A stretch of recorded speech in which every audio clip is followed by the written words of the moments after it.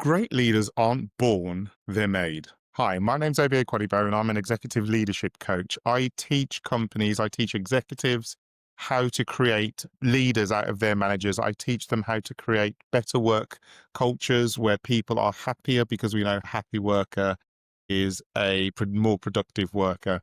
So what I'm going to do today is talk you through my 5 pillars of great leadership. It's a framework that will help you better visualize the key components that will that will either increase your ability to lead or increase your team's ability to lead, because that's what you want. You want a functioning leadership team that all work towards the same goals, that will allow you to achieve your objectives, allow you to achieve your North Star, and have healthy, happy people who are fully engaged in getting that message across to your customers, increasing your growth, increasing your revenue. So with regards to my 5 pillars, the first one is self-awareness and authenticity. The best leaders know themselves before they lead others. Leading is a privilege. I will keep on saying it. If you are chosen, if you are privileged enough to be put in a position of leadership, then you should really embrace the trust that others have put into yourself. But if you are going to embrace that privilege, then you have to understand who you are. You have to have a heightened level of self-awareness. You have to know what your trigger points are. You have to know where your weaknesses are. You don't want to come to work where you're wearing a mask. You need to be your authentic self. For too long in the workplace, I wore a mask. I'm very open about this now. I appeared to be what I thought I had to be. I was the person who thought leadership meant being hard-nosed, being stern-faced, being unapproachable. And a lot of that was because of the experiences that I had had from managers before, where I thought, and what I had seen on TV, as individuals, we take in information from so many different avenues, and then we have to process it, and we process it in our own way. And that's the way in which that's the way in which I processed that information. And I was wrong for that. That is definitely not how you need to act and to be. And I think when you're not your authentic self, what happens is people can see through that. So for me, it just wasn't natural to try and be cold, because I want to give everybody a hug. I want to say, I want a high five. I want a fist pump. That's who I am. I want to say good morning every time I see you, regardless of of anything else that's going on. I like the human part, and certainly that is the type of leader I am. I am definitely a people first person, as opposed to this is the big target and we must achieve this and let's start cracking the whip and getting people to do what we have to do through leadership of fear. And I have seen people led through fear, and some people don't like it when I say this, but I've seen it work. It works. I have seen absolute iron fist leadership in a dictatorial fashion produce fantastic financial results. Now, the issue is there's a flip side to that, and that flip side is the human side. And that is what I am not prepared to accept. So I think if you're a leader who likes to lead with an iron fist, or if you're a leader who has more of a dictatorial type leadership, then this content is not for you. You can swipe left or right or up or down, whichever way you need to, but move on now, because that is not what I represent, and that is not what I am trying to teach and coach those who I work with. I want people who care about people. And too many people mistake kindness for niceness. You can be kind, but you can still be thorough. You can be kind and you can still dismiss people. You can be kind and you can still make difficult decisions. That you can be kind and you can still be unpopular. That doesn't mean that you are weak. Being too nice in the workplace, and certainly as a leader, is a slippery slope to your demise. From a humanity perspective, everybody should always be kind to one another. There are cultural differences that we all have, and I think we should always bring our cultural authenticity, our cultural strengths into our leadership style too, because it's the difference. And again, it's something that I'll sing from the treetops. The difference between us all, that is what connects us and brings us together. If we were all the same, if we were all robots, it would be a little bit boring. Leaders have got to be confident. And sometimes that plays into that whole confidence paradox, where you may need to appear confident before you actually have the confident. I talk a lot about competence breeds confidence. Once you understand and know how to do something, then you become confident in that aspect. But as you'll see with sports people, you've got to try and develop your confidence, because without confidence, you become an individual who may not look appealing to those who you are asking to follow you. We want to follow people who are confident. We want to follow people who are healthy. And if you are not representing that, then you are going to struggle in leadership. Secondly, you've got strategic vision and communication. Now, this is a big one, but I think strategic vision and communication are huge in developing a positive work-based culture. If you do not want a toxic workplace culture, then you've got to have a solid vision coupled with your ability in which you can communicate with others, whether that comes from the cadence of annual meetings that you have, away days, one-to-ones, quarterly meetings. Everything needs to speak to one another. When you are dealing with strategy, what you have to recognize is that you are creating strategy that speaks to all staff and not just one portion of your colleagues. And I say this because there are different personality types, aren't there? And when you're presenting to a group of people, you often don't know what personality types are in that room. And yes, I appreciate, if you're overseeing a sales division, then it may be a case of you have purposefully recruited similar personality types. Yeah. This is something that I'll be teaching in one of my webinars, the fourth suit method, that allows you to quickly analyze and understand who within your organization has what type of personality type, and therefore the language you need to use to ensure that you are speaking to them directly, because that's what strategy needs to do. It needs to speak to each individual directly. And sometimes that is literally in the words in which you use within the strategy, or it's in the words that you use to communicate the strategy. If I give you an example, there are some people who need data. And without data, they are going to question and pick holes within your strategy. There are other people who are just so enthusiastic and they just want to know the fun, sexy bits around the change and the new things you're going to introduce. And if you give them those things, they are just going to zoom off 100 miles an hour and start creating and start doing. That's what they want. There are others who are going to be the skeptics. Beyond, they need more beyond data. They need to really question everything within your strategy, and you need to come up with answers that satisfy their need, that everything has been thought out. Now, these are, to an extent, these are your overthinkers, and that's fine, because within organizations, as I said, we have different personality types. People needs to see the flow. So you've got your North Star, you've got this is what we are trying to achieve over the next period of time. The strategy is how we are going to get there. You need to use virtual presentation skills. So you need to ensure that your ability to communicate in a virtual world is in top shape. It's top tier. You know how to engage and how to capture people when you're on a screen, when you're not all in the same room. Delivering a strategy via a conference call is very different to delivering a strategy when you're all in a room. We want to get buy-in. You want to get buy-in from all those who are within your team, because if you are in the service industry, and that, in fact, for most businesses, you are not going to achieve your goals if you don't have the buy-in of your teams. You are there to sell your strategy to them. And if you think it's anything different, then I hate to disappoint you, but you are wrong. You need to sell to your teams the vision and the strategy that will allow you to achieve that North Star.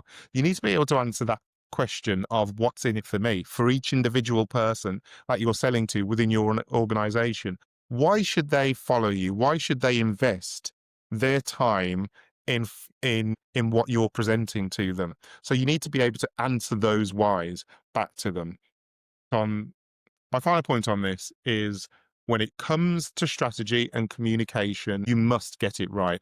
Without a strategy that is not communicated properly is nothing more than a dream. So make sure you can communicate clearly to those individuals. Courageous decision making is the third pillar. When you become a leader, you are going to have to take risks. This is what you are being paid to do. You are going to have to make decisions that will alter the direction of your team, your organization, your institution, whatever it may be, and hopefully alter that route for the better. But it's a risk that you're going to take. And to do that, you need to therefore become an expert in analyzing data, in collecting information, ensuring that you have created an environment where people will be forthcoming with that information too. The last thing you want is to be in an organization where you're surrounded by people with very similar opinions by you, by people who won't challenge you, and by people who are too afraid to speak up. If you ever get into that situation, you are on the downslope. It just means you are not going to advance as quickly as you hope, because you are not hearing a wide breadth of opinions on what's happening at the moment and the best way in which you can move forward.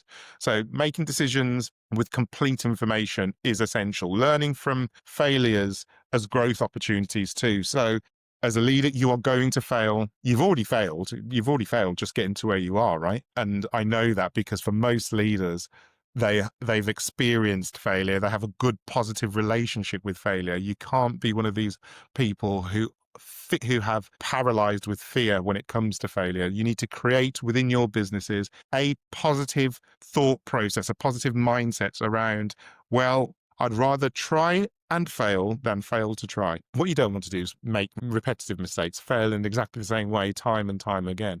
But again, if you want to move forward, if you want to remain competitive, then you absolutely need to become comfortable with failure and comfortable with taking calculated risks. And that risk tolerance will differ depending upon the impact it can have within the business and what your business is being asked to do, or how close or far away you are from your North Star and from your targets. You also have to accept that you are not going to be popular in certain scenarios. That is leadership. You cannot please everybody within the room. You can't please everybody within your team. It's not a popularity contest. You are there to gather information that is presented to you and make the best decision that you believe will allow yourself to achieve that overall goal. And sometimes that means making very difficult decisions. And for me, there's not a more difficult decision you can make than when you have to make decisions to put people's jobs at risk. It is gut-wrenching. Certainly the first time I ever did this, it was gut-wrenching. But for everything I've said on this pillar, balancing data with intuition will be your greatest friend, your greatest gift. And I think this is where great leaders can separate themselves. Data analysis coupled with intuition, your feeling, your sense, because we all have different thoughts, don't we? And that's what separates the good leaders from the great leaders. Knowing when to pivot, knowing when to persist and to continue. My fourth pillar is people development and mentorship. My favorite pillar. It's my favorite pillar because people development, if you want to move forward, if you want your organization to move forward, you have to invest in those people who are at the coalface, those people who are responsible for delivering for you. Great leaders create more leaders, not followers. You don't want just people who are just going to follow. You want people who want to excel, who want to lead, who step up to the plate. Those people who just get stuff done. Those people who drag people along with them, who not only focus on what they're doing, but they also focus on what others are doing purely because they want to help them and they want to see further growth. So investing in your team's growth, giving feedback that empowers, not just diminishes, making sure that you have development programs in place that are specific to leadership and managerial roles. And what I mean by that is too often this happens, right? So somebody's good at doing a thing. Somebody's good at doing whatever job they do. They're good at that thing. And because they're really good at that thing, we promote them to become somebody who has to continue to do that thing, but also oversee other people too. Now, the overseeing other people, they've never done that before. They have no experience. And you may send them on one of your internal courses that touches marginally on what management is, but it's not management that you're always looking for. We're talking about creating leaders, people who know how to empower others, people who know how to motivate others, people who now have to not just focus on doing that one thing that they did really well, but now they have to focus on ensuring that other people do that one thing really well. Creating psychological safety for innovation, recognizing and developing potential in others. There is so much that comes into personal development. But when you crack this, I think the best companies, the best organizations that crack this, they're the ones that really do excel. I guarantee if you go into an Apple, into a Spotify, into a Netflix, and see they operate, you will definitely see on the personal development and mentorship side of the organization that they have clear career paths. There is constant personal development. There's time that is put aside for people to work on themselves on a week-to-week, month-to-month basis, that the pay structures are tied back to personal development, and promotion is tied back to personal development. And personal development is not only their ability to, as I say, to do the thing, to do their job, but it's also how do they become a better employee? How do they become a better leader? The mentors mindset, passing the torch, building diverse leadership pipelines. There's just so much that you can do and ensure that you're creating community. So people development and mentorship, I can't speak highly enough, because if you're a business that is reliant upon your staff to deliver in order to achieve your North Star and to achieve your goals, if you are not investing in your people, then you are just not going to achieve what you have set out to do. You're just setting yourself up to fail. And finally, resilience and sustainable performance. As a leader, you have got to be resilient. There is no two ways about it.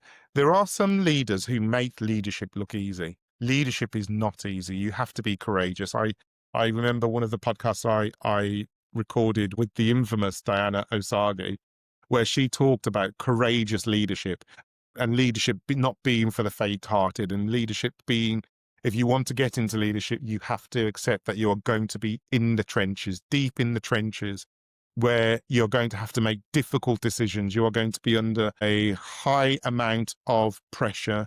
Everybody wants something from you. You have to be able to manage both up the chain and down the chain too. You can't pour from an empty cup. So you've got to make sure that you look after yourself from a health perspective. I have been there where I know from personal experience, I can overwork myself, and when I start to do that, my decision making becomes poorer because I am just less connected. I am less there mentally. A stressed leader is a poorer leader. We want our leaders to be healthy. We want our leaders to be well rested. We want our leaders to be able to make key strategic decisions that will have a positive impact on our business and on the lives of those people who work within those businesses. We don't want weakness. We want people who train their mind for resilience, because you are going to have to make difficult decisions. I talked about in the workplace, you'll have people who will come crying to you because of a plethora of things that they have going on in their personal life. They've lost a partner, they've lost a child, they've lost a parent, they've lost a pet, a dog or a cat. And all of this can happen when it's all happening to you at the same time. How do you be that sponge, that rock, and that strong person in the workplace, but also have your own stuff going on in the background? The only way to do that is to build your resilience. And with each of these pillars, I'm going to do a separate series where I delve deeper into what that actually means. How do you improve at that individual pillar? Seeing hardship as an opportunity for growth. As leaders, again, as resilient leaders, we are going to go through difficult times. We're going to go through times where our teams are doing absolutely everything we ask of them, and still we're failing against results. You're going to go through times where your teams are not doing everything that you ask of them, and you are failing as a result of it. It's how do you show up as a consistent leader in both scenarios? How do you view hardship? How can you manage your way? How can you lead your way out of difficult times? This too shall pass is something that always comes to mind in this scenario. So don't be overly excited when you get to the top of the peak, and don't be so underwhelmed when you're at the bottom. This too shall pass. Leaders need to be consistent. People want to see consistency from you. They want to know who they're dealing with on the day-to-day basis, and therefore having a split personality based upon how performance is going is not going to breed that positive work environment that you want to see. So you've got to make sure you're managing your energy, not just your time. We see it in children, right? We see that children mirror their parents. They see what their parents do and they mirror it. It's very similar in the work environment. If you are a high energy, positive, enthusiastic leader, the likelihood is your direct reports and their direct reports will follow the same suit. If you lead with fear, then again, the likelihood is you're going to create a toxic work environment. But if you always look like you don't have energy, if you always look like you are struggling, then that again is going to resonate throughout your business. So make sure you manage your energy in a positive way. Be the competitive leader who knows when to pause. Don't just keep on trying to plow through everything. It's not going to help. As I've said, this is going to become a series now, and I'm going to talk about how you can build your 5 pillars to become a better version of yourself when it comes to leadership. I'm Obi Okwuadigbo. Make sure you like and subscribe to my channel so that you get the latest updates and each pillar of this series, which is coming soon.